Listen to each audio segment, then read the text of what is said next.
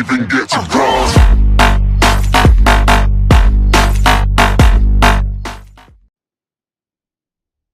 Okay, good morning, good afternoon, good evening.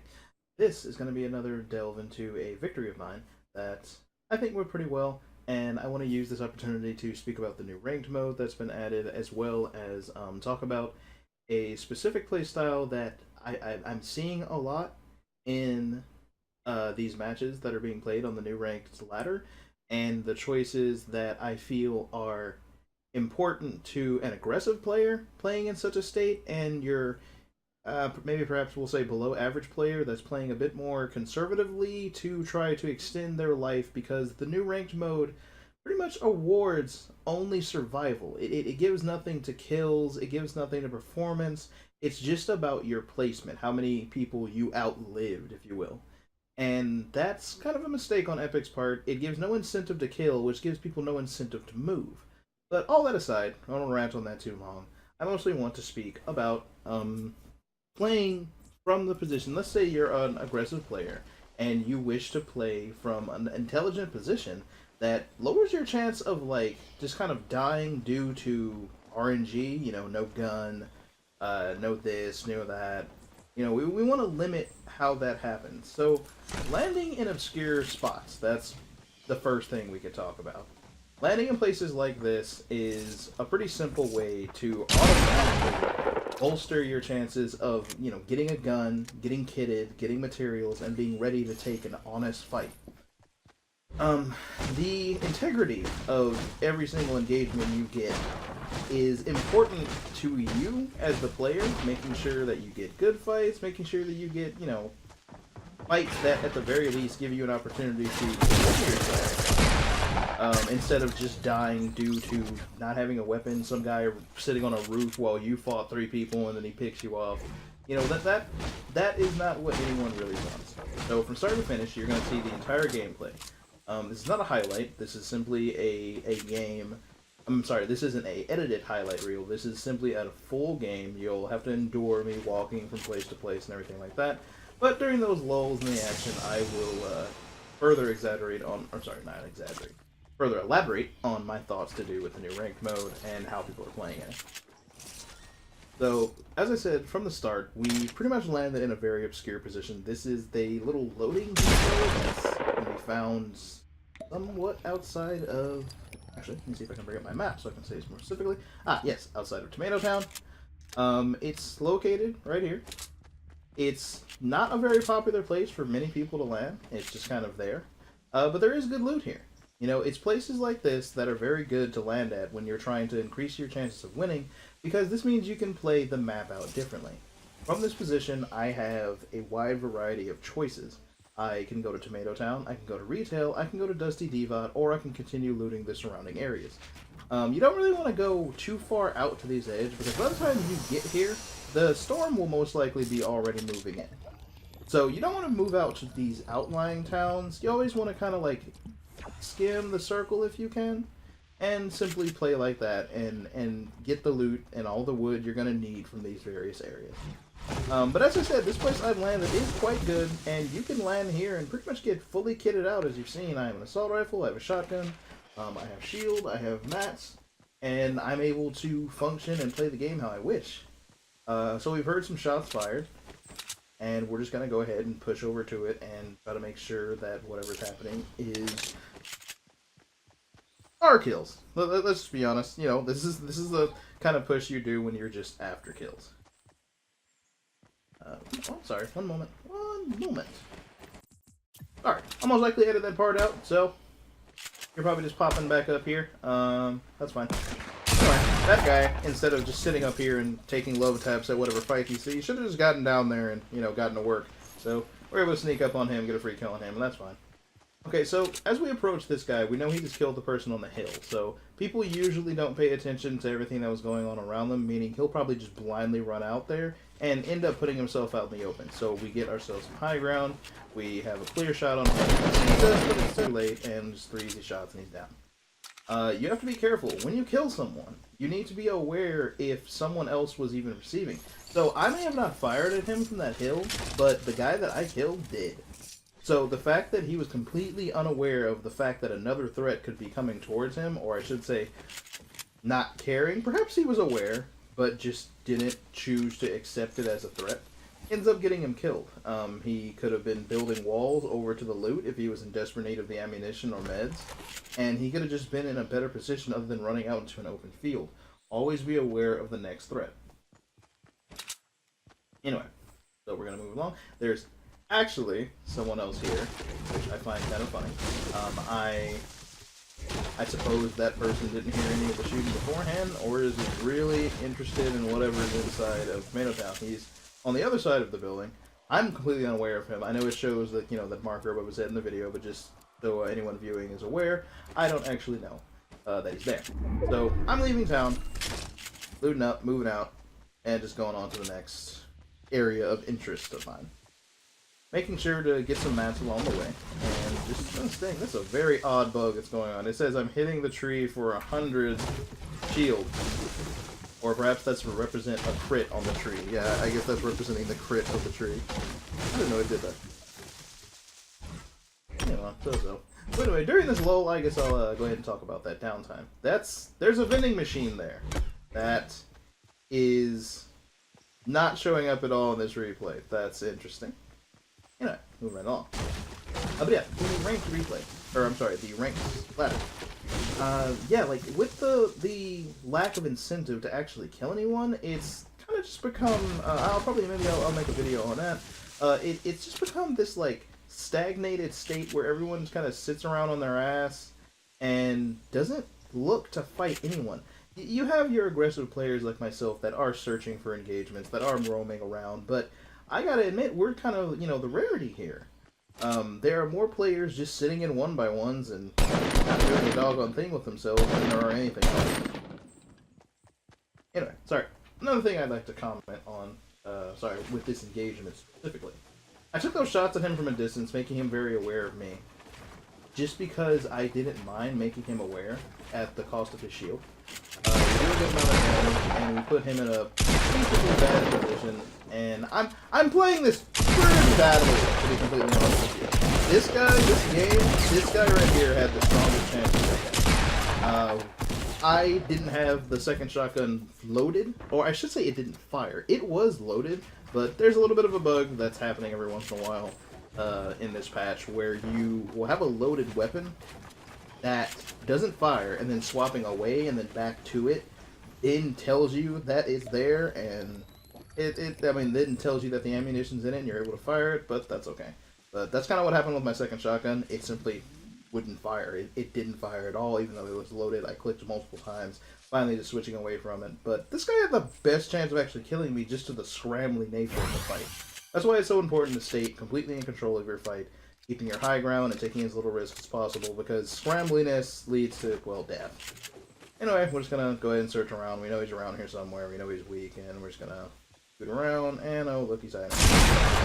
Now, unfortunately, he did get our shield, but other than going over to that ramp and editing down on top of him and taking him out, there wasn't another angle to approach it. Pretty lazy on my part. I could have approached it from a safer angle and perhaps not cost myself 50 shield, but I'm only human. Everyone makes mistakes. We can't play flawlessly all the time, and I think that's another important thing for players to remember. You can't be perfect all the time. Don't expect yourself to be. Just play as correctly and intelligently as you can, learning from all past mistakes and approaching every situation with the same mindset and the same disciplines that you would apply to any other fight, no matter the opponent. Now, that's the funny part, right? Because you can't know the caliber of an opponent when you're approaching him until you actually engage him. That's why it's important to just go at every one of them with the same idea in your mind. If it's a potato, they'll be overwhelmed. If it's a good player, then you get engaged into a good fight. But either way, you have to be ready to fight either one. Anyway, so we got some stone. Like I said, I gave up my 50 shield, and that there is a vending machine there, despite the game not wanting to, the replay not wanting to load it. That vending machine is there. Let's see. There we go. We got some minis out of it. And just because I am a person who likes to stay prepared, and it's only 300 stone, I am going to walk around and get some more stone. So while the past me does that, I'll go back to what I was saying. But yeah, the new rank system and its non-rewarding kills, it's just been kind of boring. I won't say that, like, you know, it's not interesting. It's really cool how you're able to compete over this season, or I should say for the next, I think, 5 days, actually, something like that. It's not that long. For a lot of V-Bucks. They're giving away quite a few V-Bucks for the first place and for all of the top 100 players, I believe. And that's cool. But you kind of have to ask yourself what that actually means as a player on Fortnite. Even if somebody's in those top 100, is it because the way points are awarded, the way you get into the top 100, is completely based upon how long you last in these games, right? Not how many people you kill, not how much damage you dealt, or anything like that. It's purely how long you lasted. So I would say you're gonna find. We'll be nice and we'll say 50%, even though I think it's going to be much more than this. I'll be nice and I will go with 50%.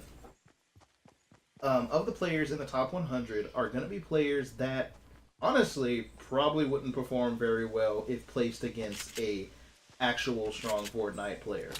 It's not that they played well or fought well or did even anything of interest. They just played to stay alive, avoided all fights, went the wide route around every engagement, never did anything that had endangered them directly, and just kind of lollygagged throughout the entire game. Lasted to, like, you know, the top 10, maybe even the top 5. Got a bunch of points for it, or I believe you only get points for being in the top 3, but I have seen plenty of people that survive all the way to top 3 and you're clueless. The last, you know, we've all been there, we've all seen it. That last guy you kill, utterly clueless, no idea what's going on. You shoot him once and he crouch walks around, like, spinning in circles looking for where the bullets came from. You know, he's completely and utterly witless, and that guy survived to the top 3. You know, like, it happened. And so it shows you it's not skill or even a mindset that specifically gets you to the top 3 as much as it can just be, well, you can get there on pure cowardice, frankly. Now, of course, stronger players get that far because they're strong. The way you approach every fight in this game is individually. In solos, every fight is one. Even in squads, let's say you're doing solo squads, every engagement is still just that, one engagement. Play every engagement as well as you can. Never think about the game as a whole, only think about surviving the engagement you're in. Kill your opponent, move on to the next one. Nope. That's all it is. Recuperate, kill. Recuperate, kill. I may have mentioned this before. That's all it is. Recuperate, kill. Recuperate, kill. That's all you're doing from start to finish. Too many people think about the game as, I need to win this game. I want to win this game. Well, if all you do is focus on recuperate and kill, you're going to look up and it's going to be saying victory on your screen because you've killed everyone you ran into. And if you do that, then you're playing the game out well. This mindset is very helpful because you don't realize the mental stress and capacity you're taking away from yourself by thinking so much about the game. This is just... There's not a whole lot to say. I mean, I could have been a bit less lazy with my builds. We held the right hand of our wood to block most of his shots, making his angle more difficult, and he stood out in the open and died. There's really not a whole lot to elaborate on there. So let's just move on, shall we? Anyway, there's actually a guy right over there on the other side of that tree. I don't think I end up killing this guy. I don't remember. No, there we go. We know he has a sniper, so we're gonna try to, like, play a bit precautiously around that. We don't want to lose like 150 health or shield like that or anything. But he's kind of blocked himself off, so we're just getting high ground. He doesn't have the time to take our feet out from under us without us. So we're just pushing up on him, getting the high ground. I'm going to drop down because I don't want him to be able to recuperate too easily. He get the 50 pot off, but that's about it. He, I guess, maybe didn't expect me to drop down and keep pressuring. But sometimes when you have someone pressured, you know, you don't want to give them the time to recover. You want to get right back on them and take them out. So that's what we did in that situation. But you have to be able to judge these things. It's not always correct to jump down on your opponent if you think you're going to give them an advantage by doing so. If you yourself are weak, or you're going to be dropping down into their right hand, or into a kill shot you think they might be able to easily line up, then by all means, keep the high ground and just play it out slow and safe. But in that case, we knew what we had in that situation. We knew how to keep control of what was going on. We drop down, we take them out, and we're okay. There's a guy up there on that high ground. I was unaware of that when I was playing out this match, but fortunately he doesn't. I don't believe he spots us, and we're able to get out of here without taking a whole lot of damage or even dying to him up in the high ground, because he also has a gold from Moss, as the lovely little UI is telling us. In any case, move right along while we're in motion. So we see there's a guy over there in that tower. I'm more or less trying to see if he's going to spot me. It's not the wisest thing in the world to just be running around. He could very easily tap me with like a 90 or even a headshot, and I just plain old die. I hear the shots from these guys up here, and I'm just like, hey, let's go fight on all that. Completely ignoring that guy. This is not a very good idea of mine, but frankly, I call it a read, if you will. This situation got a little chaotic. I was unaware of the second player that was this close to me. I thought they were on the other side of the mountain from the shots. So this turns into a bit of a build fight where I'm going to get shot at by two other people. It's going to get a little chaotic, and I'm going to have to take some serious risks. Falling down, not too much fall damage. But fortunately, this madman was just like, hey, I'll push you too. This gets so dangerous and so fun. Run with me to call something out, and we one tap him to the head. Take your shots. He did not need to hurt me that much more, and he should have been aware of that. But instead of, calming down and planting his shot on me like he could have, he just ran in the room screaming and shooting. I know he was getting shot at by someone else, so he was scared. I was fucking hurt as... Well, I'm sorry, excuse my language. But I was hurt as can be, and so I was worried about it, but I said I have one thing that I can do in this situation. I can either take his head off or I could die. So I pulled out a shotgun. I made sure to line it up as perfect as I could and one-tapped him.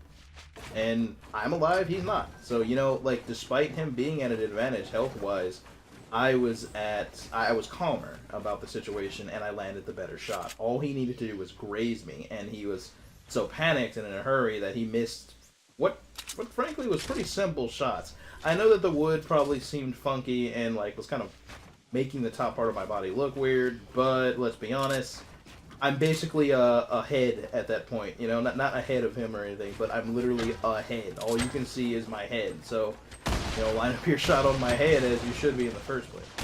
Anyway, very fortunate little situation here. Once again, it's bugging out. What that vending machine actually has, not to mention it's not gold, but the blue vending machine, it has a sniper rifle, a assault rifle, and an RPG.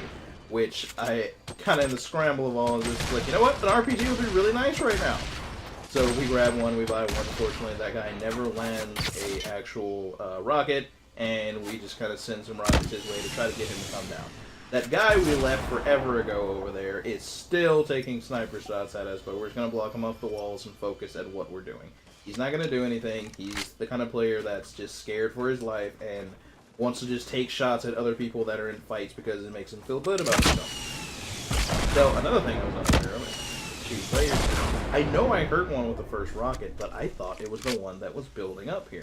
I was completely unaware of the fact that this guy is not the one who's.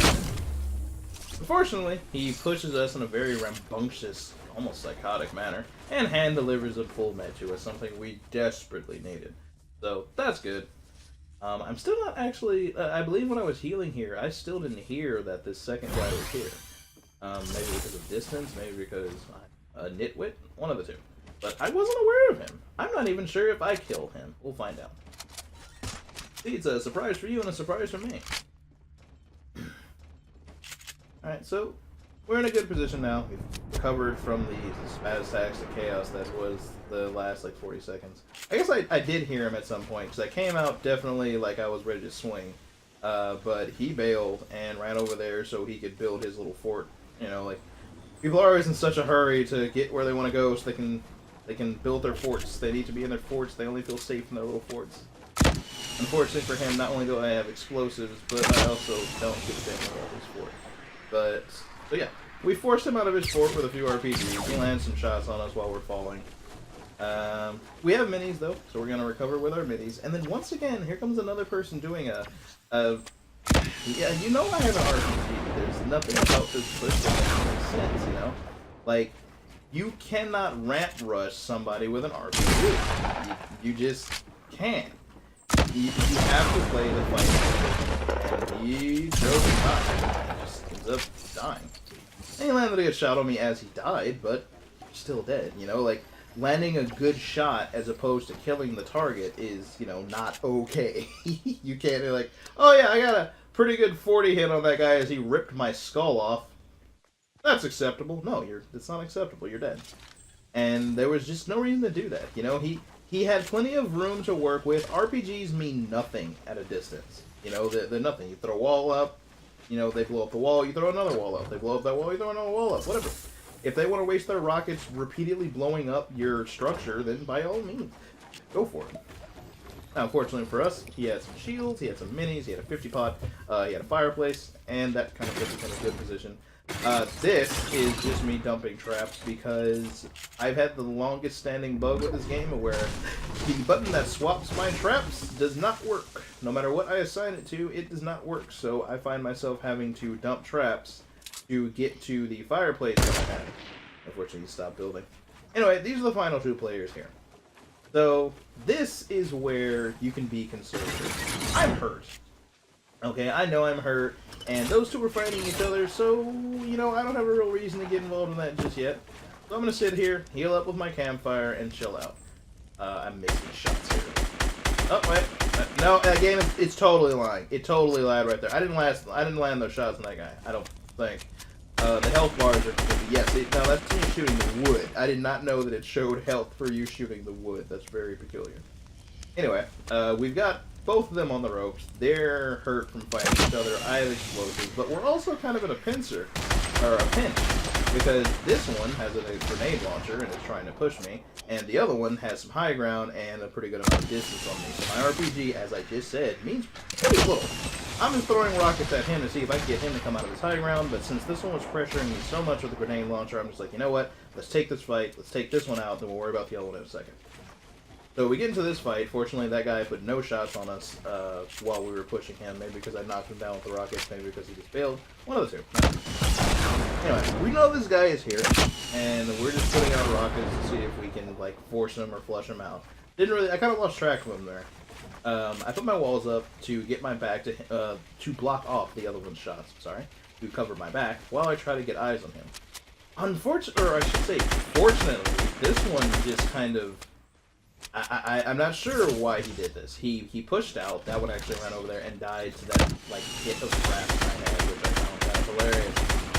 Anyway, he pushes into that, and this guy just kind of ran across the field. He put himself in a horrible position for no reason. He's even running towards the edge of the storm, you know? It's not even, like, a good spot to be. But he has that sniper, so we're trying to keep him under a little bit of explosive pressure. I realize I have a jump pad. Use a jump pad to push him. He sees me coming in, but it's too little too late. There you go. A simplistic win where we didn't really have to land into any crazy areas or anything like that. We just played the match out from start to finish with the mindset of take every fight as best you can, recuperate, kill, move on from there. And that's exactly what we did. It works, it's simple, and it is what you should practice. Everyone understands that if you can take on 6 or 7 people, one after the other, then you're probably pretty good. But if you can't take on one very good player in a one-on-one situation, well, you're not worth much of anything. Being able to kill 6 and 7 potatoes at the same time, that's great. But I assure you, there is no one capable of taking on 6 and 7 very good players. It's not going to happen. You are literally incapable of surmounting any kind of defense against 4 players all coordinating their offense in a intelligent manner and pressuring you from the distance they should to safely kill you. It will not happen. You know, so if a good team of 4 are fighting one person and they truly just want to take you out as safe as possible, there's very little you can do about it. The combination of explosives and AR fire will overwhelm any amount of building. The focus fire on any kind of ramps that are being built will most likely stop you from being able to make any type of ramp rush or even build high ground. And just the sheer amount and density of lead being thrown at you will sooner or later chew through any amount of turbo building that you're trying to use to box yourself in and defend. And as long as they don't present you with an opportunity to one-off one of them with a shotgun, aka running in their single file and getting two tapped by, or one tap to the head by a shotgun, then there's very little you can do about it. But the important thing is to practice fighting that one strong player as much as you can. Even when you're engaging multiple opponents, fight that one player as about as smart as you can. Kill one, kill the next, kill the next, kill the next. Stay aware of all of them as best you can while doing this, but approach each fight just as that, one fight at a time. Anyway, I hope this was helpful to anybody that is looking to get better at playing solos in a slow manner. I hope this was helpful to anyone trying to play aggressively, because we did push everyone we saw. We just landed in an area where we weren't immediately enveloped in chaos and played out the game from there. I've got plenty of games where I landed in the middle of chaos. I got plenty of uploads where you see me land in chaos and kill plenty of people. It's fun, it's dandy, but it's not always the smartest way to win. Anyway, hope this has been great and informative to everyone. Good afternoon, good evening, and good night. Bye.